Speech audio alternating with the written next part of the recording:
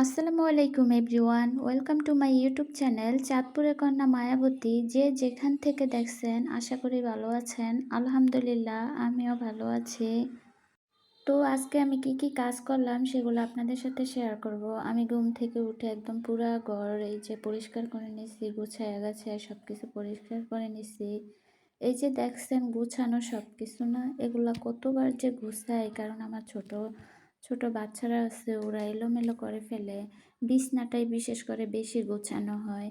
এই চেয়ার টেবিলে বসে কি আমরা কেউ খাবার খাই না, শুধু আমার হাজব্যান্ডই খাবার খায়। আমরা যা কিছু করি সব বিছানার উপরেই করি। তো এই কারণে বিছানাটা অনেক নোংরা হয় আর এলোমেলো হয়, বারবারই এগুলা ঠিক করতে হয়। আর আমার বাচ্চারা বিশেষ করে বাইরে খুব একটা বের হয় না, ওরাই ঘরের ভিতরে থাকে। তো সেক্ষেত্রে বিছানার উপরে থাকে, বিছানা বারবার ওরা অগোছালো করে ফেলে, এগুলো আবার ঠিক করে রাখতে হয়। তো আমি সব কিছু পরিপাটি করে চলে আসলাম রান্না করার জন্য।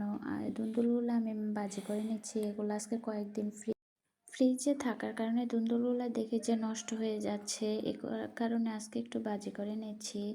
তো এই দিক দিয়ে আবার আমি একটু আজকে লেটকা খিচুড়ি রান্না করতেছি। আসলে আমাদের এখানে এটাকে লেটকা খিচুড়ি বলে। আমার শ্বশুরবাড়িতে এই খিচুড়িটা অনেক রান্না করা হয়। আমার বিয়ের পরপরই এসে দেখছি প্রতিটা ঘরে ঘরে এই খিচুড়িটা রান্না করা হতো। আর এক ঘরে রান্না করলে সবার ঘরে ঘরে দেওয়া হতো। এই জিনিসগুলো এখন খুব ভালো লাগতো। এখন আর খুব একটা বেশি রান্না করা হয় না, কিন্তু হঠাৎ হঠাৎ খেয়ে তখন খাইতাম, অনেক মজা লাগতো। এখনও রান্না করা হয় যখন অনেক বেশি মানুষ সবাই আমরা একসাথে হই, তখন রান্না করা হয়। দেখা গেছে আমার ননদরা আসে, তো সবাই যখন একসাথে হই তখন রান্না করা হয়। আর খিচুড়িটা খাওয়া হয় বিশেষ করে ভর্তা দিয়ে। তো আজকে আমি ভর্তা করব, এই কারণে খিচুড়ি রান্না করতেছি। আমার শ্বশুরবাড়িতে যখন নতুন আমরা আসছি তখন আমার কাছে খুব একটা ভালো লাগতো না, কারণ আমরা সবসময় শুকনা খিচুড়ি খাইতাম, এগুলো খুব কম খাওয়া হতো। তো ওই যে কথায় আছে না, যে তুমি যাকে ভালোবাসো হয় তাকে তোমার মতন করে নাও, না হয় তার মতন তুমি হয়ে যাও। তো শ্বশুরবাড়ির এত নিয়ম কানুন তো আর নিজের মতন করা যাবে না, তাই তাদের মতনই হয়ে গেল। এখন অনেক কিছু তাদের মতনই করি। আমার আম্মা তো এগুলা দেখলে খুব অবাক হয়ে যায়। অনেক কিছু যে তাদের মতন করি বা অনেক কিছু খেতে পারি, এখন অনেক কিছু খেতে শিখে গেছি। তো এই কারণে আমার আম্মা বলবে যে আমি নাকি এখন অনেক কিছু শিখছি। আগে তো কোনো কিছুই করতাম না, জানতাম না।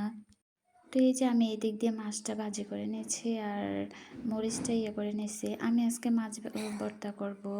আমার শ্বশুরবাড়িতে বিশেষ করে খিচুড়ির সাথে খাওয়ার জন্য রসুন ভর্তা বা শুটকি ভর্তা করে। আমি শুটকি খাই, বাট এখনও শুটকি ভর্তাটা খাই না, কারণ ইদানিং আমি শুটকি খাওয়া শিখছি, আগে তো শুটকি খেতাম না।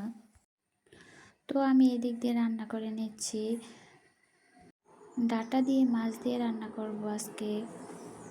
মাছগুলো আমাদের পুকুরের মাছ, একদম তরতাজা মাছ। আমার রান্নাটা প্রায় শেষ হয়ে গেছে, এখন আমি সব কিছু চুলা থেকে নামিয়ে নেব। তো এই যে আমার সকালের নাস্তা রান্না শেষ করে আমরা আবার সবাই নাস্তা করতে চলে আসলাম। এই যে আমি ভর্তা করে নিচ্ছি। ভর্তার সাথে খিচুড়িটা অনেক মজা লাগে। আমি অন্যান্য দিন কিন্তু খিচুড়ি রান্না করলে দেখা গেছে ডিম সিদ্ধ করে বা মাছ ভাজি দেই, যেহেতু আমার বাচ্চারা ভর্তা খেতে পারে না। তো আজকে আর করলাম না। তো রান্না শেষ করে এই দিক দিয়ে আবার আমাদের গাছে কতগুলো আম ছিল, আমগুলো আজকে আমার জায়রা মিলে আমরা এগুলো পেরে নিচ্ছি।